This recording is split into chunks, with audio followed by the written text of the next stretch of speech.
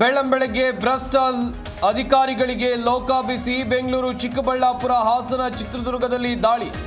ಅಧಿಕಾರಿಗಳಿಂದ ಕಡತ ಯತ್ನ.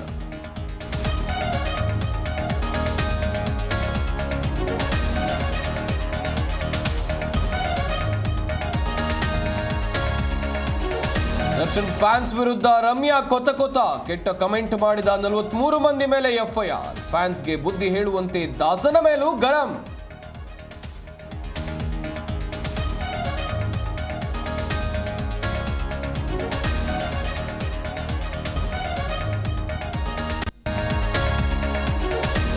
ಕೈ ಶಾಸಕರ ವಿಶ್ವಾಸ ಗಳಿಸೋಕೆ ಸಿಎಂ ಸರ್ಕಸ್. ಇಂದಿನಿಂದ ವಿಧಾನಸೌಧದಲ್ಲಿ 4 ದಿನ ಮೀಟಿಂಗ್. ಶಾಸಕರ ಅಹವಾಲು ಸ್ವೀಕರಿಸಲಿರುವ ಸಿದ್ದರಾಮಯ್ಯ.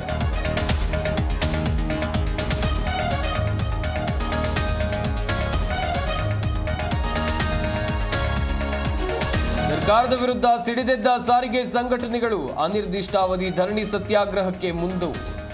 ಸಮಾನ ವೇತನ ಸೇರಿ ವಿವಿಧ ಬೇಡಿಕೆಗಳಿಗೆ ಆಗ್ರಹ.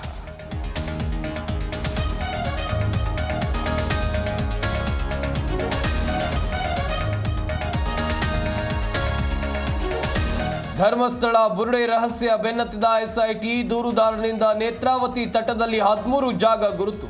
ಅನಾಮಿಕ ವ್ಯಕ್ತಿಗೆ ಭಾರೀ ಭದ್ರತೆ.